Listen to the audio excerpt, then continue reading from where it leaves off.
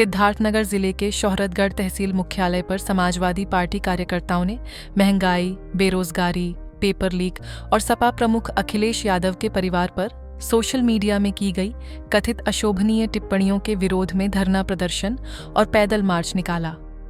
पूर्व विधायक चौधरी अमर सिंह के नेतृत्व में निकले इस मार्च में बड़ी संख्या में सपा कार्यकर्ताओं और आम लोगों ने भाग लिया।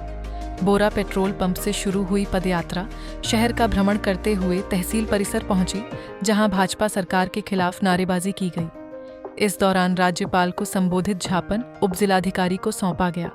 ज्ञापन में सोशल मीडिया पर आपत्तिजनक टिप्पणी करने वालों के खिलाफ कार्रवाई, मछली मंडी निर्माण में कथित भ्रष्टाचार की जांच, दुर्घटना में मृतकों के परिजनों को मुआवजा, बढ़ती महंगाई पर रोक, बिजली कटौती समाप्त करने और पेपर लीक मामलों में दोषियों पर सख्त कार्रवाई की मांग की गई। पूर्व विधायक चौधरी अमर सिंह ने आरोप लगाया कि भाजपा सरकार जनहित के मुद्दों पर विफल रही है और प्रदेश में महंगाई, बेरोजगारी व भ्रष्टाचार चरम पर है। उन्होंने कहा कि जनता 2027 के चुनाव में बदलाव का मन बना चुकी है। विधायक जी, महंगाई, पेपर लीक, भ्रष्टाचार तमाम मुद्दों को लेकर आपने करीब 2 किलोमीटर तक पैदल मार्च करते हुए बीजेपी सरकार का विरोध करके आज ज्ञापन सौंपा है। क्या कुछ मामला पूरा था? देखिए, समाजवादी पार्टी के माननीय राष्ट्रीय अध्यक्ष और पार्टी के निर्देश के क्रम में जिले स्तर पर हुआ। अब की बार आज हमारे लोगों ने, पार्टी के लोगों ने, हमारे साथियों ने, सभी मित्रों ने मिल करके आज सोहरतगढ़ विधानसभा में, सोहरतगढ़ तहसील में देश की, प्रदेश की भारतीय जनता पार्टी की गलत नीतियों के खिलाफ, गलत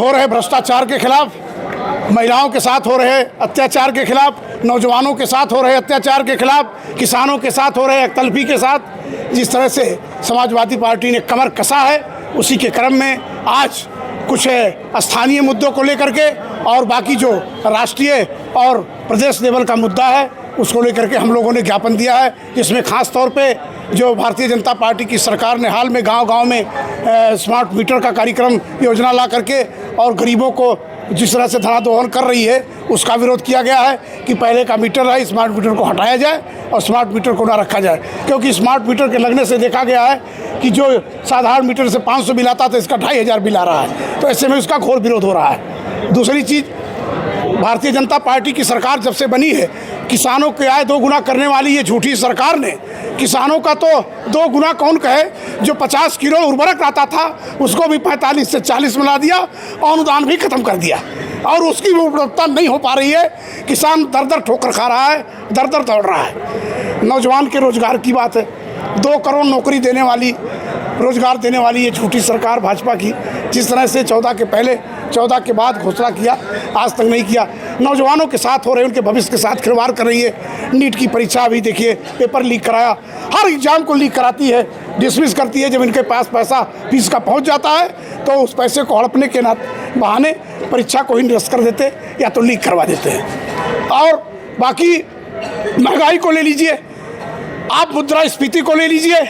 14 के पहले प्रधानमंत्री कहा करते थे पैसा लुढ़क रहा है, 58 रुपया 85 पैसे से 96 रुपया हो गया इनकी सरकार में। अब कहाँ जवाब दे रहे हैं? तो जिस तरह से भारतीय जनता पार्टी देश और प्रदेश में अराजकता मचा रखी है, देश के किसानों के साथ, प्रदेश के किसानों के साथ, गांव के किसानों के साथ, नौजवानों के साथ, माँ बहनों के साथ और मजदूरों के साथ छलावा कर रही है, उसके खिलाफ समाजवादी पार्टी पूरे प्रदेश में अब की बार अभियान चला रही है। उसी के क्रम में हम लोगों ने कमर कस लिया है। आने वाले 27 में भारतीय जनता पार्टी की उत्तर प्रदेश से सरकार जाएगी और राष्ट्रीय अध्यक्ष आदरणीय अखिलेश यादव जी के नेतृत्व में समाजवादी पार्टी की प्रचंड बहुमत की सरकार बनने जा रही है, बनेगी।